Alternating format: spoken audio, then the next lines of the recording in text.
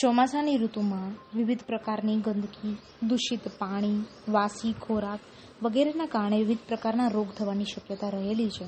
આ ઋતુમાં cholera, chikungunya, malaria જેવા રોગ મોટાભાગે થતા જોવા મળે છે. હવે આ રોગથી બચવા માટે શું ધ્યાન રાખવું? હાલમાં કોલેરાના ઘણા બધા કેસ જોવા મળી રહ્યા છે. કોલેરા એક બેક્ટેરિયાજન્ય રોગ છે અને આ રોગને કંટ્રોલ કરવા માટે સૌથી વધારે ખાસ એ વાતનું ધ્યાન રાખવું છે કે સાફ સફાઈ બરાબર હોવી જોઈએ. આ રોગ દૂષિત પાણી અને ખોરાકના કારણે થાય છે.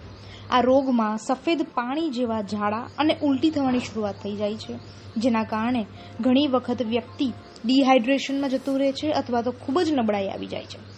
આવી પરિસ્થિતિમાં જીવ જવાની પણ શક્યતા રહેલી છે. આથી જ કોલેરા જેવા રોગ ના થાય અને એનાથી બચવા માટે આપણે શું કરવું, આ રોગ થાય તો શું આપણે ધ્યાન રાખવું, તે અંગે જાણો નિષ્ણાંત પાસેથી. મારું નામ ડૉક્ટર દીપકભાઈ પરમાર. હું ઇન્ચાર્જ મુખ્ય જિલ્લા આરોગ્ય અધિકારી આણંદ છું.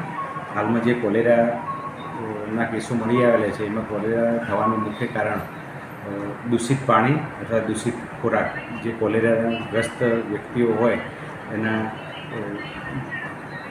સંપર્કમાં આવવાથી પણ થઈ શકે છે.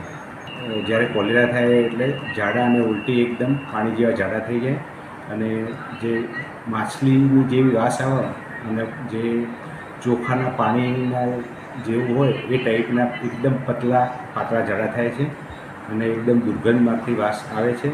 પેટમાં દુખાવો થાય છે, અશક્તિ આવી જાય છે અને બીપી ઘટી જાય છે અને સિવિયર એકદમ ડિહાઇડ્રેશનમાં પેશન્ટ જતું રહે છે.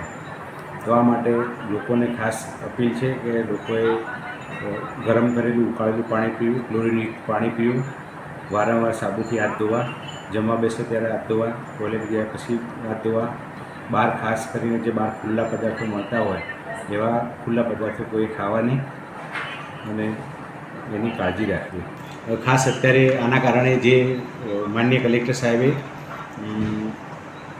22/6ના રોજ એક જાહેરનામું બહાર પાડેલું છે. એની અંદર આણંદ ગ્રામ વિસ્તાર માટે ગ્રામ્ય મામલતદાર તેમજ સિટી વિસ્તાર માટે સિટી મામલતદારની જવાબદારી નક્કી કરી છે કે આણંદ જિલ્લાની અંદર ગ્રામ્ય વિસ્તાર અથવા શહેરી વિસ્તારની અંદર કોઈ પણ ખુલ્લી લારીઓ હોય અથવા પાણીપુરીની લારીઓ હોય, ખુલ્લા જે બનાવતા હોય, જે અનહાઇજિનિક હોય, જેનું કોઈ બરાબર સાફ સફાઈ કરવામાં ના આવતી હોય, આજુબાજુ ગટર હોય અને પાણી બરાબર વાપરવામાં ના આવતું હોય એવા એકમો અથવા એ જેવી લારીઓ હોય એ બધી તાત્કાલિક અસરથી નગરપાલિકાના ચીફ ઓફિસર તથા ગ્રામ્ય વિસ્તારના ટીડીઓ દ્વારા તાત્કાલિક આવી બધી લારીઓ બંધ કરવાની કાર્યવાહી ચાલુ કરી દેવામાં આવેલી છે, તો જેનાથી રોગચાળો કોલેરાનો અટકાવી શકાય.